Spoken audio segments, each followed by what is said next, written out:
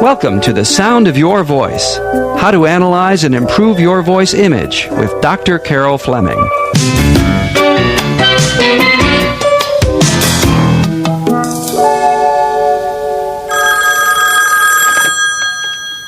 Hello, this is Thomas McMahon. Oh, hello, Mr. McMahon. This is Karen Newkirk from the 9 to 5 Temporary Help Service. I believe you called about our services. Yes, I did. I'm looking for someone who can fill in for my regular secretary who's off. Hello, this is Thomas McMahon. Hello, Mr. McMahon. This is Phil Lewis of the Fortune Temporary Help Service. I believe you called about our services.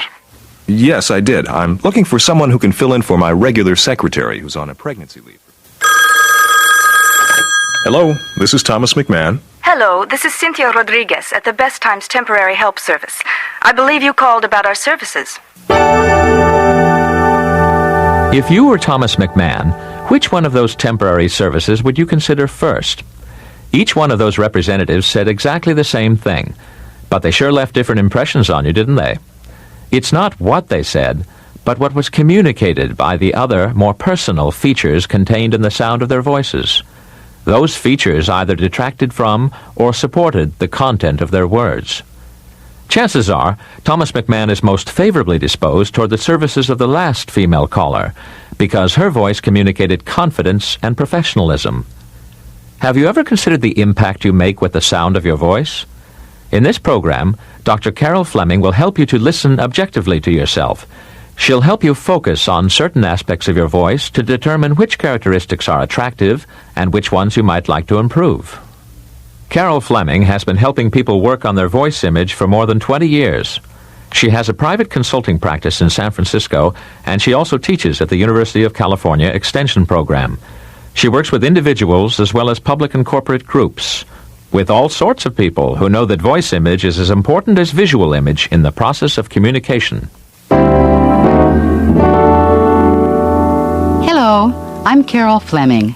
Although I am a speech pathologist by training, I don't want you to think that you have to have some kind of disorder to care about the sound of your voice, or to want to improve the impression you make by the way you speak.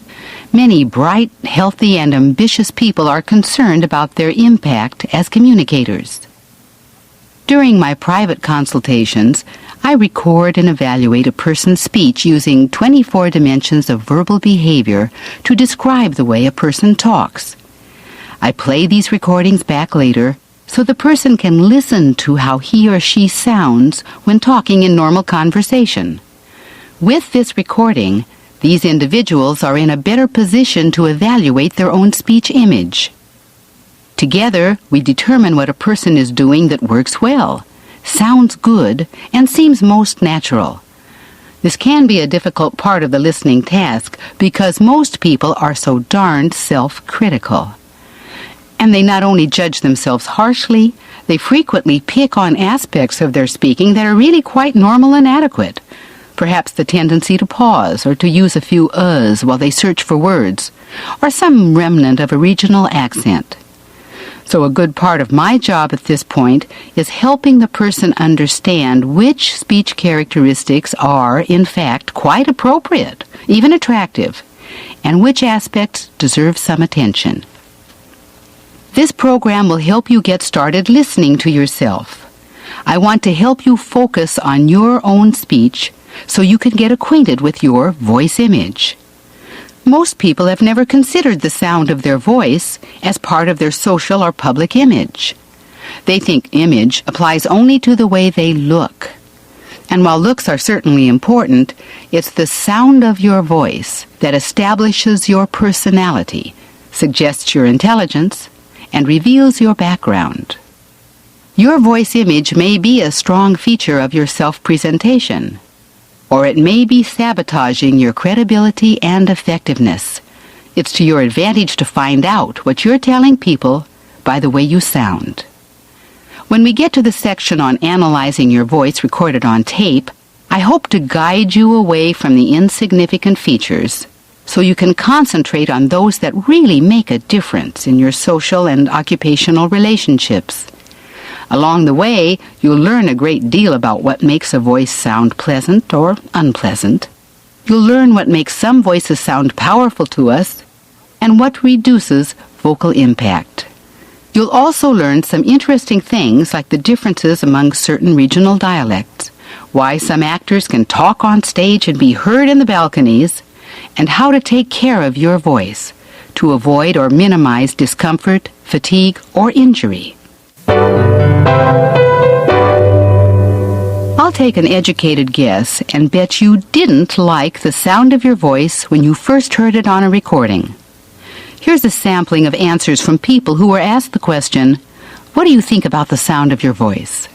Not much. I feel funny about the sound of my voice. It could use a lot of improvement. I don't like the sound of my voice. I think it sounds very nasal. I think it sounds too thin. Too breathy, flat. Boring. I think it's hesitant and monotone. Monotone. Monotone. Monotone. Monotone. Monotone. Monotone. I think it's safe to say that only about 1 out of every 50 people likes the sound of his or her voice. Now, why is that? Well, in the first place, your recorded voice is a shock to you. Your subjective sense of your own voice image bears no relation to how you sound on a tape. When you speak, your voice resonates inside your head. You hear it through the bone and the muscles between your mouth and the ears. Other people, and recording devices, pick up only the externally radiated sound. Because you also have the powerful internal sensations of speech and voice, you hear your voice as richer, deeper, fuller than others do. No wonder it sounds puny or high-pitched to you when you hear it on a recording. There's an almost universal reaction to hearing yourself recorded on a tape. I don't like the sound of my voice. This is not vanity, but the shock of hearing yourself, not only as others hear you, but with the same perceptive intelligence you apply to the voices of other people. Consider how quickly you form an opinion of a stranger who calls on the telephone. Remember those voices from the temporary agencies we heard at the beginning of the program? In the first seconds of hearing a voice, you know its gender, whether it's male or female. You might have gotten some idea of the age of the person, what regional or ethnic background the person had, what their general temperament was, and most importantly, at least for our sales example here, whether the sound of that person's voice gave credibility to that person's company. Not bad in less than 5 seconds.